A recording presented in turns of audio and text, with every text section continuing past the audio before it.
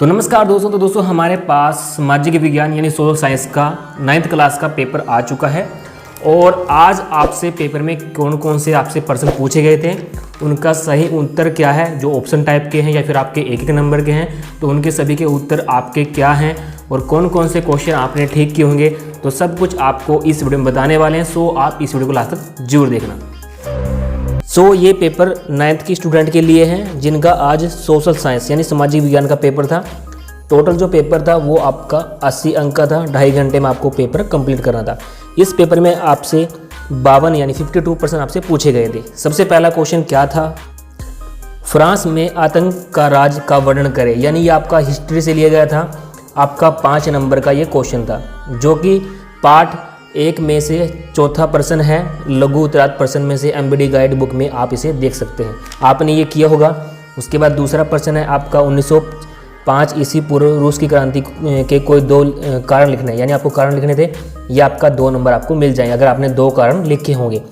उसके बाद आपका तीसरा क्वेश्चन था, ये आपका 1 नंबर था, 1 नंबर का था। इसका जो आंसर था इसमें आपसे पूछा गया था व्लादिमीर लेनिन रूस में किस पार्टी का नेता था, तो यहाँ से है इसका आंसर बोल्शेविक, इसका आंसर बोल्शेविक है। उसके बाद चौथे क्वेश्चन का जो आंसर है 1 नंबर से आपसे पूछा गया था, तो इसका आंसर आपको एक शब्द में लिखना था गुप्त पुलिस, यानी कि आपको NKVD रूस में क्या थी, यानी इसके बारे में आपको बताना है। उसके बाद आपसे पूछा गया था 1933 में हिटलर ने कहा था मेरे राज्य की सबसे महत्वपूर्ण नागरिक खालिस्तान है, तो यहाँ पर आपको 1 नंबर का क्वेश्चन पूछा गया था। इसमें आपको खालिस्तान फिलअप करना था, तो यहाँ पर आएगा माँ। उसके बाद छठे क्वेश्चन का जो आंसर था खालिस्तान में आपको यहाँ पर सन स्थापना पूछी गई थी, तो आपको 1898 इसका आंसर था जो कि आपका 1 नंबर का था। उसके बाद आपसे यहाँ पर ऑप्शन टाइप क्वेश्चन पूछे गए, मेरा संघर्ष किसने लिखा, तो यहाँ पर आएगा एडोल्फ हिटलर ने, इसका सी बिल्कुल आंसर है। उसके बाद 8वां क्वेश्चन है राइक स्टाग क्या है, ये जर्मनी का शब्द है और जर्मनी संसद में इसका माना जाता है। तो इसके बाद यहाँ पर 9 क्वेश्चन है। 9वां क्वेश्चन, इसका जो आंसर है वो है बी हर्बर्ट स्पेंसर ने। अब चलते हैं नेक्स्ट क्वेश्चन की तरफ। यहाँ पर आपसे पूछा गया है 10वें क्वेश्चन में वर्साई की संधि कब हुई थी, तो इसका आंसर है डी जून 1919 में। उसके बाद फिर आपका चल जाता है राजनीतिक विज्ञान। इसमें से आपको सबसे पहले 5 नंबर का क्वेश्चन पूछा गया है, बड़ा क्वेश्चन, जिसमें आपको लोकतंत्र की मुख्य विशेषताओं का वर्णन करना है। वो आपने किया होगा अगर आपने पढ़ा है अपनी 9वीं क्लास में। उसके बाद 3 नंबर का क्वेश्चन आ जाता है हमें संविधान की जरूरत क्यों है, तो इसके बारे में आपको लिखना था, वो आपने लिखा होगा। 13वां क्वेश्चन भारत में चुनाव आयोग की मुख्य शक्ति का वर्णन करें, यानी आपको शक्ति का वर्णन करना था। 3 नंबर का क्वेश्चन है। उसके बाद 14वां क्वेश्चन है सर्वोच्च न्यायालय के मुख्य अधिकारों को लिखिए, तो आपका ये 2 नंबर का क्वेश्चन था, आपने किया होगा। उसके बाद फिर आपका आ जाता है 1 नंबर का यानी 15 क्वेश्चन का लीगल फ्रेमवर्क ऑर्डर का संबंध किस देश से है, पाकिस्तान से है। उसके बाद 16वां क्वेश्चन दक्षिण अफ्रीका में के वर्तमान राष्ट्रपति कौन थे, तो लेंसिन मंडेरा था। इसका आपको 1 नंबर मिलेगा। भारत का संविधान कब लागू हुआ, 26 जनवरी 1950 को, ये सबको पता है। संविधान सभा में कुल कितने सदस्य थे, 389, तो यहाँ पर आपका 1 नंबर आ जाएगा जो कि बिल्कुल ठीक है। उसके बाद फिर आपको खालिस्तान पूछे गए हैं, तो सबसे पहले 19 क्वेश्चन जो खालिस्तान है, यहाँ पर कानून भारत सरकार का कानून 1858 में बना था। 20 का जो है देवीलाल है और 21 का है यहाँ पर 1971 में इंदिरा गांधी ने खालिस्तान का नारा दिया था, गरीब हटाओ का नारा यहाँ पर दिया था। उसके बाद आपके चल जाते हैं यानी ऑप्शन टाइप क्वेश्चन आपके चल जाते हैं। तो सबसे पहले इसका जो 22 का यहाँ पर उत्तर है लोकसभा चुनाव के लिए देश को कितने निर्वाचन क्षेत्र में बांटा गया है, 543, तो इसका आंसर डी है।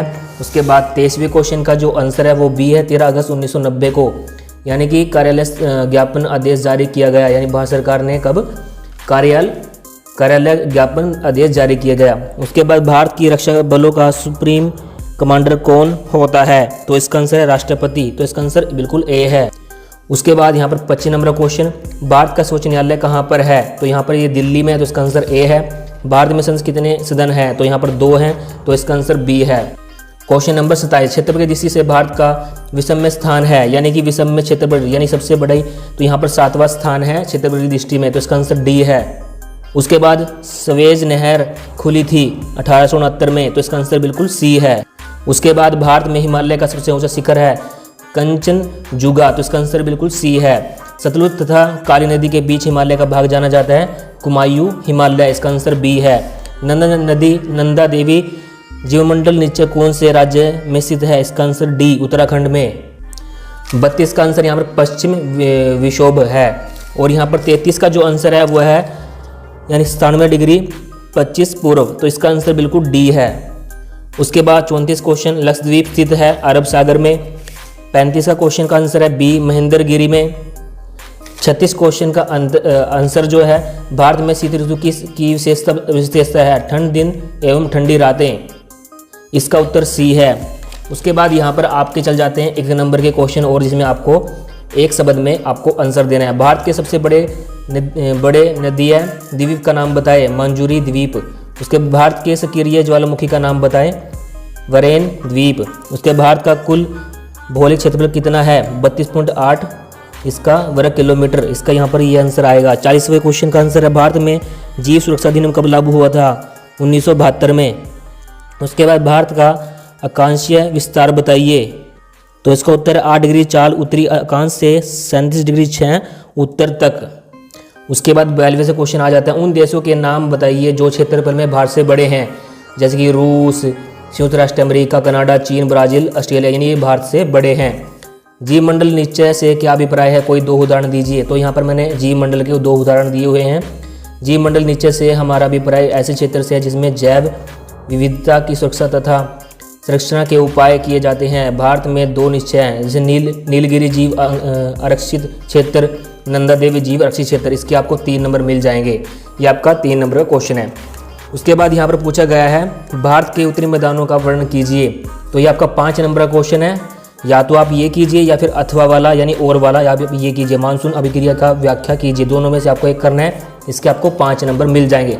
आई होप दोस्तों आपने किया होगा।